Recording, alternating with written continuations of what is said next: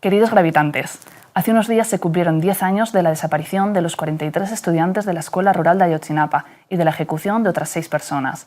En los mismos hechos, 40 personas más resultaron lesionadas y al menos 180 resultaron víctimas directas de violaciones de derechos humanos en el estado de Guerrero, México. Un crimen de Estado que sigue sin resolver, a pesar de las promesas de resolución y justicia para las víctimas que antes de ser elegido hizo el hoy presidente saliente Andrés Manuel López Obrador. Todo ello nos habla de una realidad espantosa que hace palidecer las mejoras sociales e institucionales que haya podido aportar el primer sexenio de la Cuarta Transformación del Movimiento de Regeneración Nacional. El crimen de Ayotzinapa es el más doloroso y sangrante entre una miríada de desapariciones y asesinatos de personas pobres, activistas y periodistas a manos del complejo narcoestatal mexicano. Que 10 años después siga sin resolver lo dice todo sobre la profundidad de ese complejo, de ese Estado realmente existente, en cuyo seno se libra una guerra por el poder, la propiedad y los capitales que se cobra gratis la vida de miles de mexicanos, mujeres, estudiantes, pobres, indígenas. Con motivo de este trágico aniversario, queremos presentaros en riguroso estreno el documental sobre los hechos de Andrea Cheña, Ayotzinapa, verdad imposible. Andrea ha vuelto a mostrar su generosidad con nosotros ofreciéndonos el estreno de su documental, que literalmente acaba de terminar de montar. Vamos a conversar con él sobre el mismo. Con este programa queremos contribuir a la lucha contra el olvido y por la justicia para los 43 de Ayotzinapa, las personas asesinadas y torturadas y sus familiares y amigues. Esta lucha continúa y estamos en ella.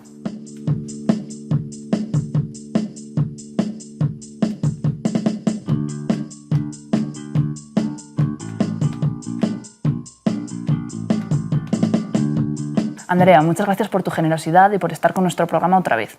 Cuéntanos, ¿qué cuenta el documental que acabas de realizar 10 años después de los crímenes?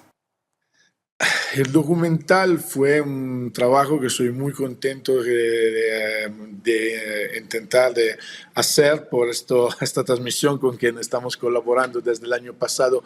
Soy muy feliz. Está el tentativo para mostrar la complejidad que existe hoy en el caso de los 43 y no solo, también la fuerza que los padres, madres y estudiantes de la Normal Rural Isidro Burgos de Ayotzinapa y en general de las normales rurales de México tienen. Yo creo que todo lo que pasó antes del día de Iguala y sobre todo después no se puede explicar sin el papel histórico que las Normal Rural tienen, ¿no? Son escuelas combativas, son escuelas que tienen un vínculo muy fuerte con la historia de rebeldía y revolución del México. Uno de los estudiantes más conocidos de la historia de la Isidro Burgos es Lucho Cabañas, un líder revolucionario, pero no solo. Las escuelas normales rurales nacieron más que hace 100 años para poner a crítica el sistema único de instrucción de México, un sistema único que nació después de la gran revolución del 1910, que pero no planteaba la diversidad de la gente que no vivía en la ciudad, sino en el campo. Y así, esto es un lugar de resistencia cultural, social y humana. Y la lucha, el coraje, la fuerza de los padres y madres lograron tener un movimiento social que antes de todo se empezó a decir fue el Estado y después fue el ejército. Y yo creo que eso es un papel importante que tienen y que tienes también un enlace, un compromiso con, no sé, con la historia de las madres de Plaza de Mayo y todo esto que nos muestra cómo el poder nunca puede contra el amor que una madre o un padre tienes por su hijo, y me parece todo eso interesante, ¿no? Y me parece interesante la fuerza, el coraje con que encontraron estos 10 años, los problemas de quien antes hablamos.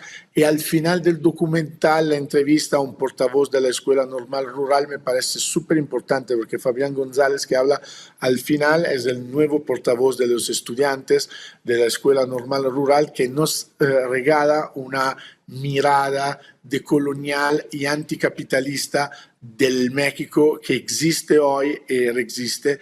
Y un poco esto es lo que intenté contar con un documental donde la historiadora Claudia Albertani reconoce el papel histórico de las normas rurales en los hechos de Ayotzinapa que no fueron casuales, y así como el periodista John Gibler cuenta un poco el enlace, ¿no?, que existe entre crimen y política, etcétera, etcétera, etcétera.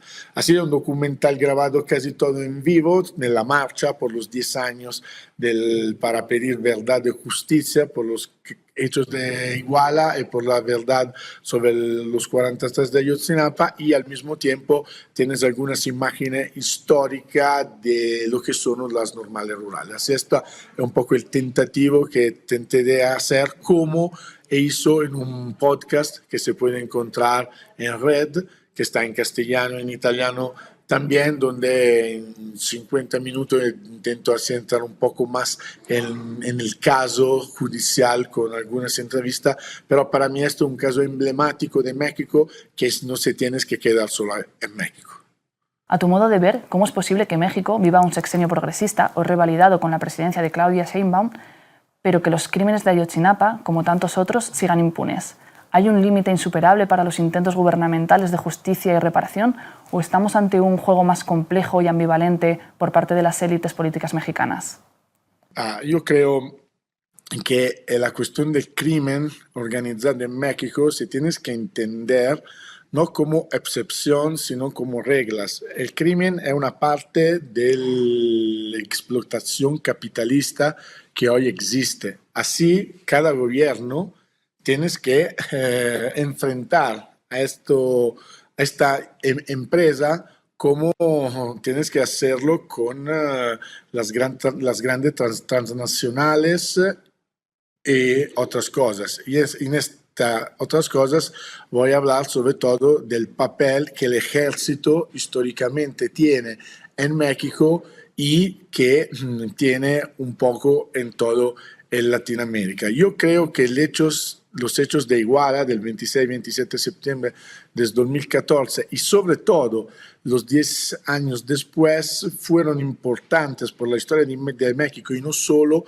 porque van a mostrar un sistema, el sistema donde la política, las economías legales e ilegales y las Fuerzas Armadas cooperan en redes para intentar de controlar el territorio. Después, estas redes pueden ser distintas, por eso existe de realidad un choque, un encuentro muy peligroso por la gente que vive en México, pero un poco así se tiene que entender los hechos que pasaron con los 43 estudiantes y todo lo que está pasando. Así, cada gobierno se tiene que enfrentar. Yo creo que Andrés Manuel López Obrador y su gobierno ha tenido la voluntad de llegar a la verdad de la justicia. Se tiene que recordar que él rellamó el GIEI, el Grupo Interdisciplinario de Expertos Independientes, hizo la Comisión de Verdad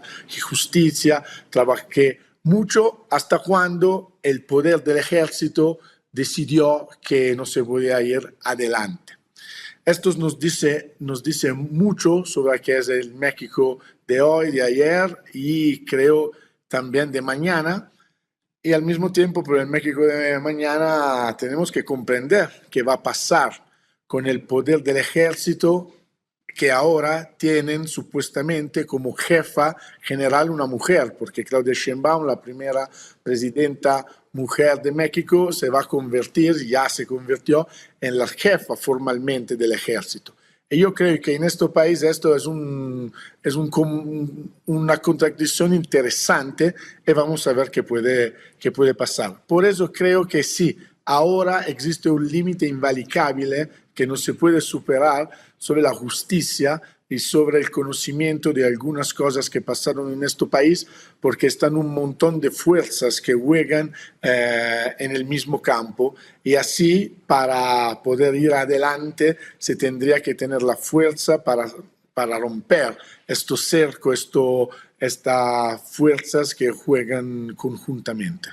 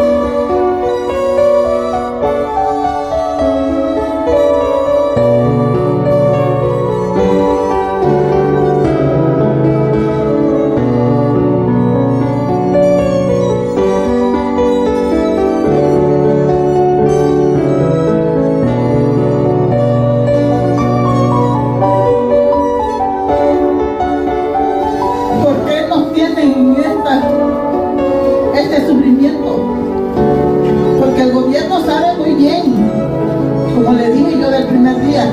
Fueron policías los que se llevaron a nuestros hijos. Ellos no están desaparecidos, sino que ellos saben dónde los dejaron.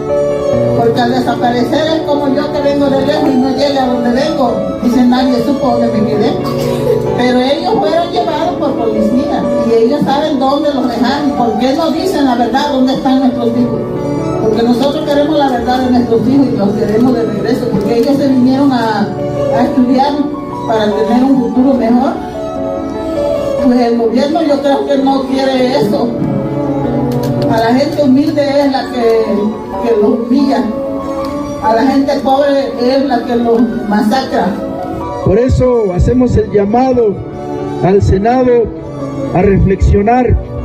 Sabemos que hay una decisión, sabemos que hay una cargada y que es imposible, pero queremos dejar patente el movimiento de las madres y padres de familia de los 43 quiere alzar su voz aquí en el Senado para decir que es peligroso para el país empoderar a una institución que transita en la opacidad, a una institución que viola derechos humanos, como en el caso de los 43, y que no rinde cuentas ante nadie. ¿Cómo es posible que en el caso de nosotros, compañeras, compañeros, cuando se le pidió información al ejército relacionada con nuestros 17 estudiantes que fueron sacados de barandillas, nunca rindió información? Dijeron que la solución se podía dar en 72 horas.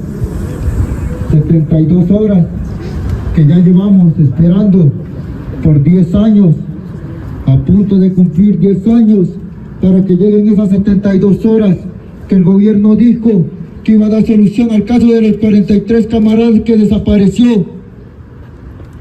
El grupo GA, el que más ha dado avances sobre este caso, lo destituyó hace un año por falta de pruebas. ¿Qué pruebas? 800 folios que hacen falta. ¿Por qué no los entregó? Porque en la búsqueda del GA aparecían videos, aparecían pruebas donde sus fuerzas policíacas estaban dando a nuestros 43 camaradas, donde sus fuerzas policíacas con uso de sus patrullas estaban acarreando, se estaban llevando a nuestros 43 camaradas. ¿Qué está pasando? Son las fosas de Guerrero en Ayotzinapa. Todo huele a guerra, alerta ese leviatán de la indiferencia a la lucha social. ¿A dónde se los llevaron a mis hermanos normalistas? Fue un crimen del Estado, asesino y fascista. Porque los balearon a los chavos socialistas. Es el genocidio de la causa campesina. Hermanos artistas y guerreros del maíz, hay que luchar unidos por el futuro del país. La historia de los 43 estudiantes desaparecidos de Ayotzinapa es una historia viva, que cuenta el México de hoy. 10 años después de su desaparición, falta la verdad, y con ella la justicia. El asalto a los estudiantes de la Escuela Normal Isidro Burgos no fue casual, y puede situarse dentro de la lógica de la guerra contra el narcotráfico, que inició Calderón, una especie de repetición de la guerra sucia de los años 60, 70 y 80.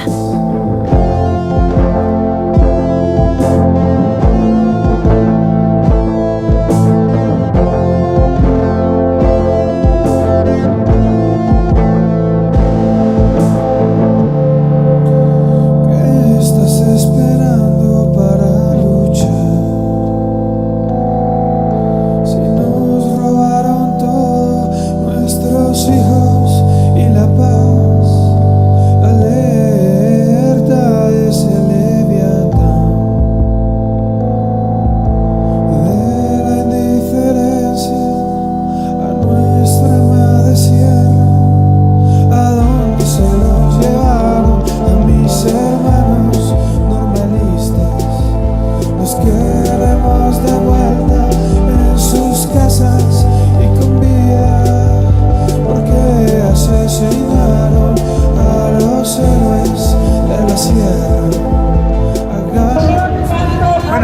una historia de resistencia y de lucha que lleva décadas, y hay un odio desaforado hacia estos estudiantes porque representan algo que esta sociedad no acepta, otra manera de vivir, otra manera de estar en el mundo. Y no es solo lo de Ayotzinapa, han sufrido por lo menos 10 asesinados más, además de los 43 que están desaparecidos. Entonces, lo que vemos hoy, por ejemplo, es sobre todo una manifestación de normalistas. Están en resistencia y nomás lo que tenemos que hacer es admirarlos y ser solidarios y apoyarlos. Y mostrar que en este México de la 4T, que es una simulación, no hay transformación ni cuarta, si acaso de quinta, todavía hay gente que lucha y estamos en una época muy despolitizada. Entonces es muy importante que suceda algo como esta marcha, que yo francamente me la esperaba más concurrida, pero de todos modos hay varios miles de personas que muestran su disidencia con respecto a este gobierno, que ha mentido igual que el gobierno anterior, ¿no? Y el presidente ha mentido de manera descarada, porque ha rechazado que tuvieron los militares un infiltrado, y está demostrado con documentos, y él dijo que no quiso entregar las pruebas de los famosos WhatsApp entre oficiales del ejército mexicano y integrantes del cártel, y lo que fue esto fue una operación de contrainsurgencia. Y los del cártel ese de Guerreros Unidos, más que otra cosa, coadyuvaron al ejército a hacer lo que hizo, una masacre. Bueno, creo que lo primero que nos muestra el caso de los 43 normalistas es la persistencia, la resistencia de las familias frente a la indolencia y la falta de voluntad política del Estado mexicano para darles una respuesta adecuada y solucionar el caso a 10 años de la desaparición de los estudiantes. Varios familiares después de una década de buscando sus familiares. Agradecemos el mensaje, compañeras y compañeros. Porque vivos se los llevaron.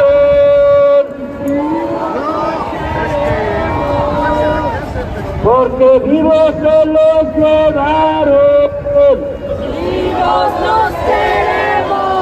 Bueno, ahora lo que sabemos es que el ejército mexicano no ha querido dar la información que le solicitó la fiscalía, y ahí se topó la investigación. Al inicio de este sexenio se habían visto avances como la conformación de una comisión para la verdad, de una fiscalía especializada, pero cuando la información empezó a llegar hacia el ejército, se detuvo la información. Independientemente de la participación de posibles grupos armados, que sobre todo del crimen organizado, lo que es muy claro es que el ejército mexicano tiene información y no se la ha querido brindar a la fiscalía.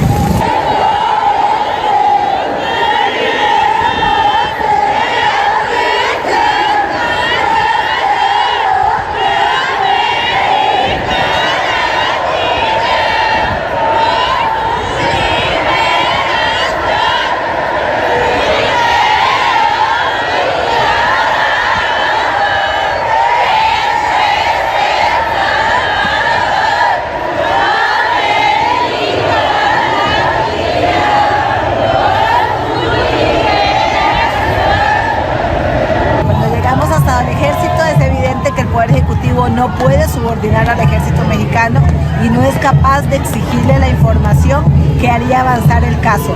Y ha preferido, las autoridades en México han preferido que el ejército no dé la información a garantizarle a las familias acceso a la verdad.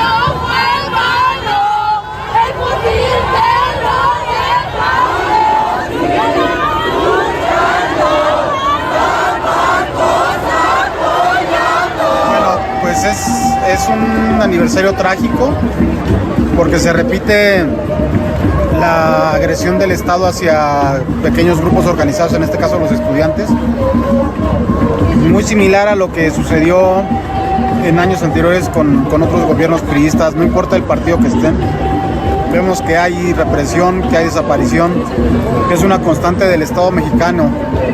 El ejemplo claro pues también son los desaparecidos de Michoacán, la familia Guzmán Cruz. Los dos casos están en la Corte Interamericana de Derechos Humanos esperando una resolución.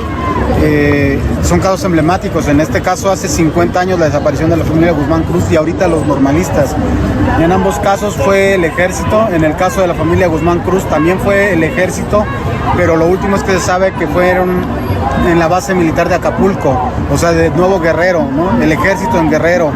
Entonces es una constante, no ha cambiado. El Estado sigue utilizando las Fuerzas Armadas para reprimir a los movimientos sociales, al pueblo organizado, y disfrazarlo de lucha entre el crimen organizado. En realidad es una estrategia del Estado, vemos muy clara para seguir.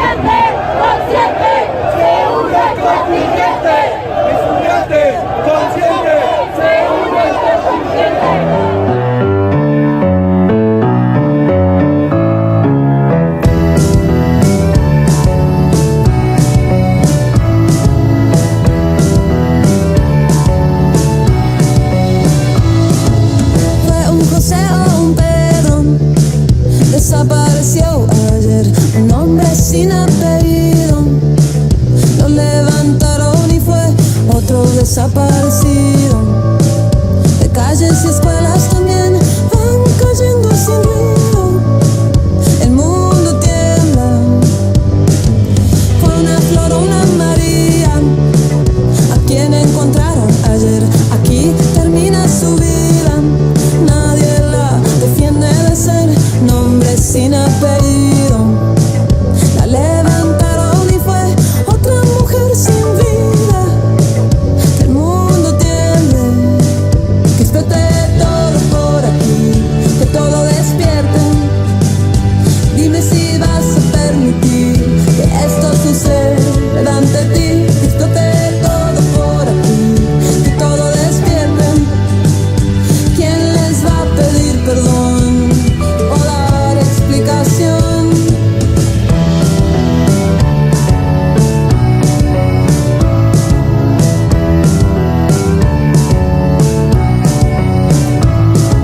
Justicia va por las calles pidiendo entrada en cualquier dirección. Nadie la escucha ni mira, no saben bien para qué sirvió. Es la memoria perdida. ¿A quién toca despertar? Tanto tiempo perdido. Que el mundo tiemble, que explote todo por aquí, que todo despierte. Dime si vas a permitir. El gobierno de Enrique Peña Nieto ha construido la llamada verdad histórica. Una gran falsedad, construida a base de torturar testigos y falsificando pruebas. Investigaciones independientes han puesto al descubierto la operación conjunta de las Fuerzas Armadas y el Estado para negar la verdad sobre la noche de Iguala.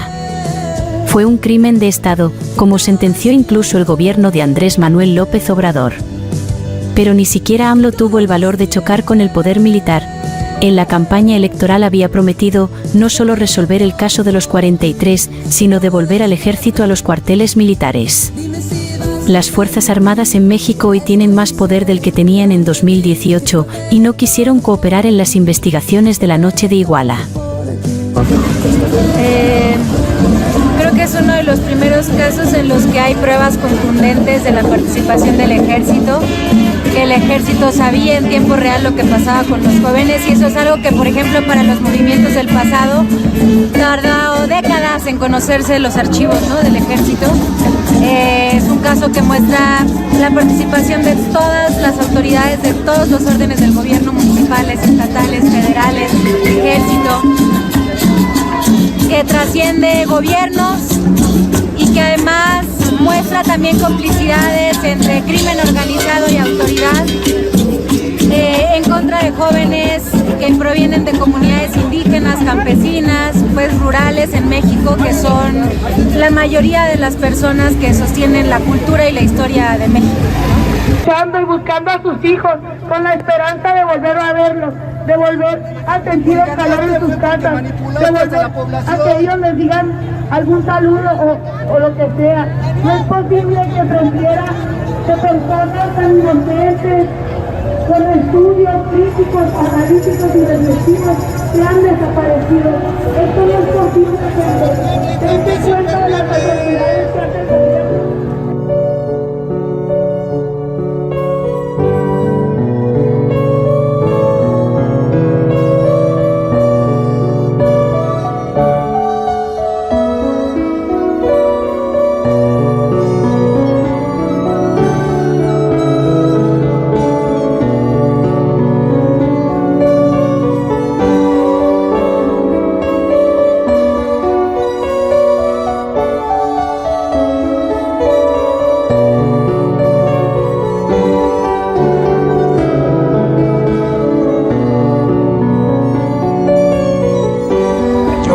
Trama de lo peor de México, la complicidad del narcotráfico con el crimen organizado y sobre todo con el ejército, ese punto en donde no han podido avanzar las investigaciones porque el ejército las ha parado. Es muy claro que ya sea en este o en el anterior sexenio no había una voluntad de ir al fondo porque paraba con esos intereses que están imbricados con el crimen organizado. Ese autobús que iba a Chicago tiene todo que ver con la desaparición de nuestros compañeros y sin duda marca un país como se ve en esta marcha. Ayotzinapa no se vende, Ayotzinapa no se va. Vivos se los llevaron y vivos los queremos. Otro crimen de Estado ya no permitiremos. Vivos se los llevaron y los queremos vivos. Nunca más perdón ni olvido, que haya juicio y castigo.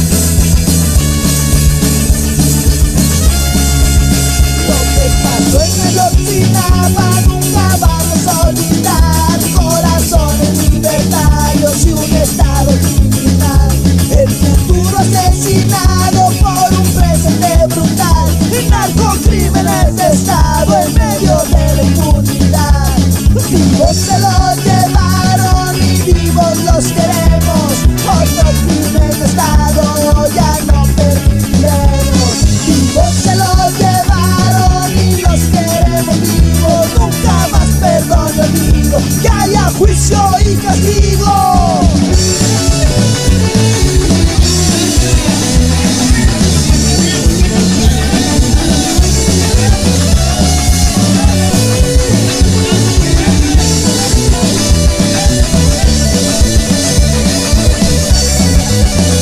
No aceptamos sus disculpas, es tiempo de despertar. Tanta sangre derramada impune no se va a quedar.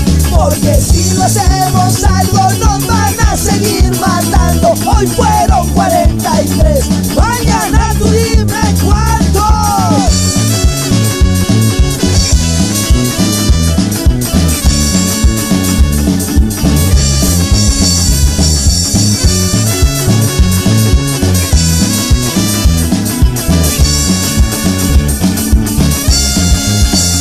Las leyes que han inventado no son para hacer justicia, son para vivir seguros con su miedo y sin inmundicia. La consigna es muy sencilla, ojo por ojo mi amigo, que mueran 43 políticos asesinos. Vivos se los llevaron y vivos los queremos.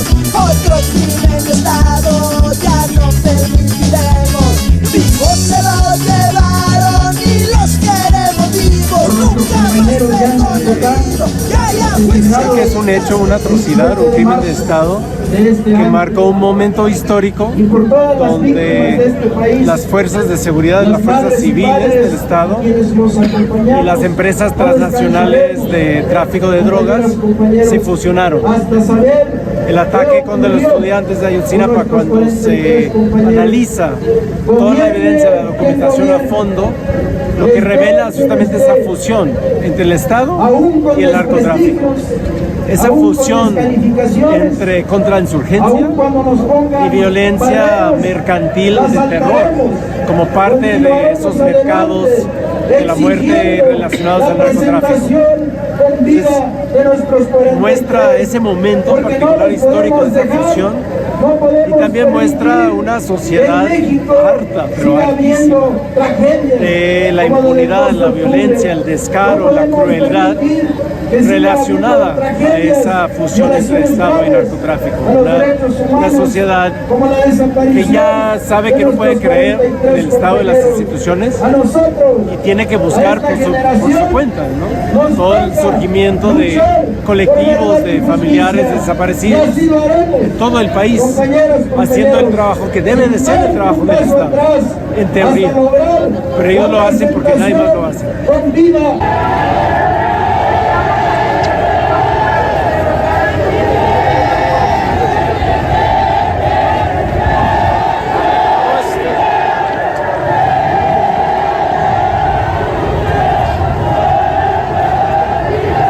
Antes de todo, ¿qué piensa de las palabras de ayer del presidente Andrés Manuel López Obrador?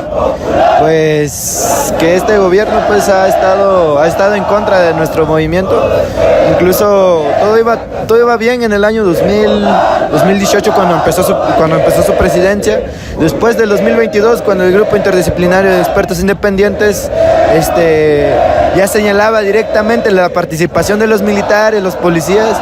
Entonces el presidente como que dijo, no, pues ya aquí para la investigación, y por esa misma razón también el grupo de expertos interdisciplinarios independientes se tuvo que retirar del caso por falta de información. Igual las palabras de este gobierno en todas sus mañaneras han sido de que los padres de familia son comprados, son vendidos por parte de la DEA, por parte de distintos organismos internacionales.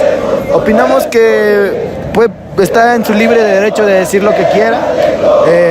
Como él lo dice, estamos en un país libre supuestamente, ¿no? Y o sea, a nosotros no nos afectan sus palabras, nos afectan las acciones que hace él en contra de nuestros compañeros normalistas. Sus palabras bien las podemos ignorar, pero las acciones que ha hecho este gobierno en contra de otros colectivos sociales, en contra de los normalistas rurales, eso es lo que estamos exponiendo. Más allá de las palabras de este gobierno son los hechos que nos ha dejado mucho de qué hablar, bastante. ¿Y ustedes tenían confianza que con el cambio de gobierno podría pasar algo?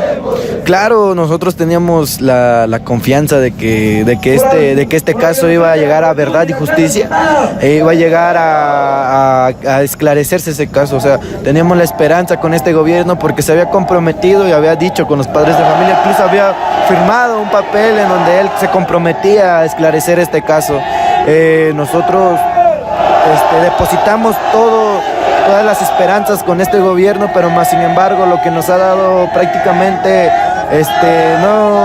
lo que nos ha dado es tantas cosas, represiones, asesinatos, pero más sin embargo no nos ha dado y no nos ha ayudado a esclarecer el caso. Claro que se tenían expectativas muy altas con este gobierno, aparte de que venía de una coalición trabajando con gente pobre, con gente campesina. Nosotros teníamos esa esperanza de que tal vez este gobierno, de que venía trabajando con esa gente pobre, con esa gente campesina, que somos parte de ellos también, se iba a esclarecer el caso, pero más sin embargo ha utilizado todo esto, ha utilizado las estrategias con lo que trabajó con la gente pobre para criminalizar a todos los movimientos que han estado en contra de los hechos que este mismo gobierno ha estado incurriendo en todo este sexenio. Para ti, ¿por qué pasó lo que pasó el 26 y 27 de septiembre de hace 10 años? El 26 y madrugada del 27 fue un golpe hacia las normales rurales, no solo hacia la normal de Ayotzinapa, era hacia las normales rurales para el cierre definitivo de estas mismas. Si hubiesen sido criminales, como muchos medios lo mencionan o como muchas personas lo mencionan, pues claro, o sea, iba a ser otra cosa, pero más sin embargo fue cómplice, fue partícipe el ejército mexicano. Y desde ahí dedujimos que eso fue un golpe para la Normal Rural de Ayotzinapa, para su cierre definitivo. Opinamos que fue parte de la guerra sucia de estos gobiernos, de Ángel Aguirre contra otros gobiernos, contra otros presidentes que querían llegar a la presidencia del Estado. Por ejemplo, Rubén Figueroa, que mandó a asesinar a tanta gente en Atoyac, que en donde nuestros compañeros fueron a apoyar, y que también desde ese tiempo nuestros compañeros habían sido amenazados de muerte en ese lugar. Y después de eso, por parte de personas armadas con uniforme de policía municipal y policía ya extinta federal, fue parte de la guerra sucia de estos gobiernos, y también fue una estrategia para cerrar las normales rurales. Más que nada, esas estrategias son muy comunes en los gobiernos que vienen y van, o sea, siempre en todos los colectivos sociales meten a personas infiltradas, los famosos OBIs, esos órganos de búsqueda de información que pasan información en tiempo y forma de lo que se está sucediendo, lo que está pasando. Y eso fue lo que pasó en la noche del 26 y madrugada del 27. Un golpe definitivo hacia las normales rurales, pero también fue parte de la guerra sucia de estos políticos burgueses. Última pregunta. Ustedes dicen fue el Estado y no el crimen organizado. ¿Por qué? Miren, decimos que el crimen organizado tuvo participación, claro. O sea, no quitamos esa parte. Pero fue el Estado, ¿por qué? Porque instituciones del Estado estuvieron encubriendo todos esos crímenes. Fue el Estado porque también mandó a sus militares a querer despojar a los compañeros de los autobuses, y desapareció a 43 compañeros. El Estado estuvo encubriendo tantas cosas, incluso en sus medios y en sus instituciones estuvo también fuerte, como en Televisa, estuvo diciendo que éramos delincuentes, que lo merecíamos, ¿no? O sea, todo eso también, que también los criminales forman parte del Estado, porque los criminales están dentro de los cuarteles militares. Esos criminales narcotraficantes también se infiltran en esos lugares. ¿Para qué? Para hacer eso, crímenes de Estado. Son mercenarios, simplemente. Lo que pues son. El Estado mexicano es criminal prácticamente. Lo único que lo diferencia de los criminales comunes es que estos policías, estos militares, tienen ese permiso de matar a donde sea que se paren, a personas inocentes, así sea personas inocentes o no, los asesinan. ¿Por qué? Por el simple permiso, por la simple placa que tienen ellos. Y claro que fue el Estado, pero no quitamos el papel que jugó el ejército, el crimen organizado dentro del caso Ayotzinapa. Claro que también estamos enojados con eso de que no se ha dado una respuesta contundente de nuestros compañeros, y que el crimen organizado junto con las instituciones de seguridad del gobierno estuvieron participando en esa atroz noche.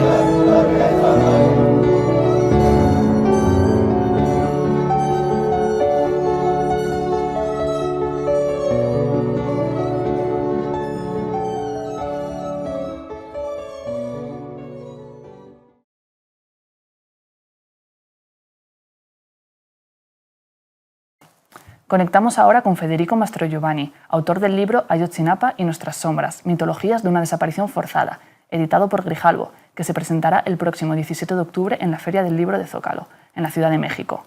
En él, Federico plantea que los hechos en los que desaparecieron 43 personas, fueron ejecutadas otras 6, 40 más resultaron lesionadas y al menos 180 resultaron víctimas directas de violaciones de derechos humanos, se han transformado en narración y la narración en mitos. Buenas, Federico. ¿Qué entiendes por esa transformación en narración y mito de los crímenes de Ayotzinapa?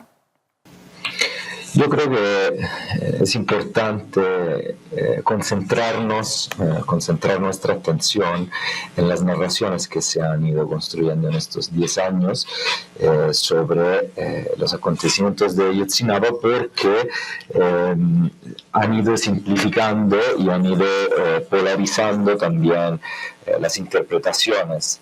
Por un lado tenemos la que se ha conocido como verdad histórica a partir de una conferencia conferencia de prensa del entonces Procurador General de la República, José Murillo Caram, a pocas semanas de la desaparición forzada de los 43 y del asesinato de otras 6 personas en Iguala.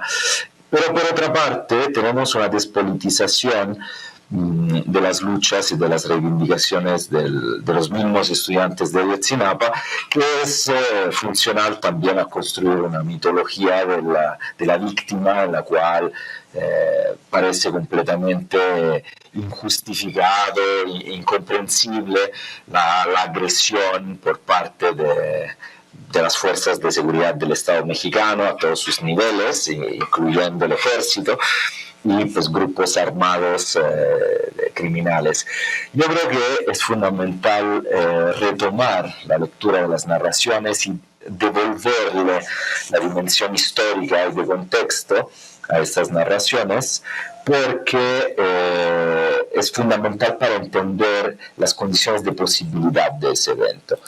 Es un evento que se da en un contexto de impunidad, pero en un contexto de represión que duró décadas, a partir por lo menos de principios de los años 60, en la zona de Guerrero, en contra de los estudiantes de las normales rurales y en particular de la normal rural Raúl Isidro Burgos de Ayotzinapa, en la cual estudió gente como Lucio Cabañas Barrientos, uno de los principales líderes del Partido del Pueblo, movimientos guerrilleros armados que han enfrentado al Estado mexicano para una lucha, digamos, cuyo objetivo era la justicia social y que recibió represión brutal durante décadas. Ahora,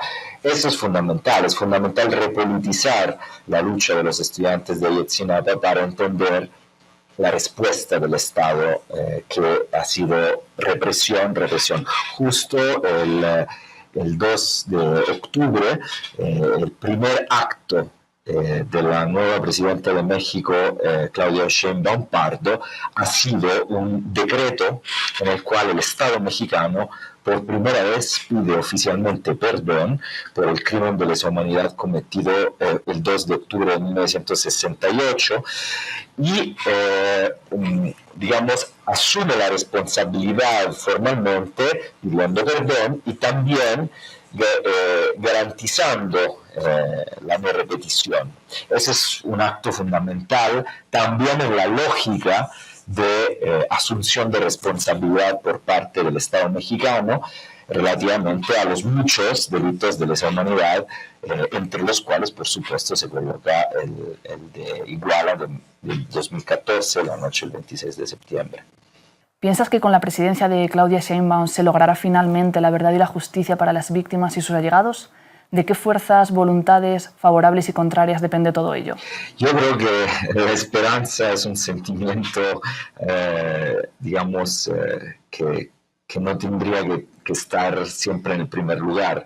La esperanza también puede llevar a grandes decepciones. Más bien creo que sigue siendo necesario un diálogo con las instituciones, sea el que sea o sea la que sea la presidenta, y que se siga manteniendo fuerte la participación activa no solo de las familias de los 43, sino de la sociedad en su conjunto para exigir justicia, para exigir reparación, para exigir no repetición, porque es la única manera que hay.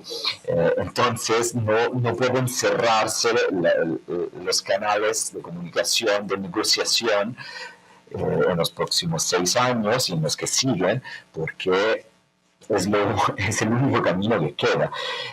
Si por un lado pienso que es imprescindible el trabajo y la toma de responsabilidad de la sociedad en su conjunto, por otra parte también es imprescindible que a un cierto punto las instituciones del Estado asuman su propia responsabilidad y hagan lo que les corresponde para la impartición de justicia y para la resolución de estos crímenes de Estado y también para, digamos, una pacificación de un país que sigue teniendo enormes conflictos y conflictos de clase que no se han resuelto.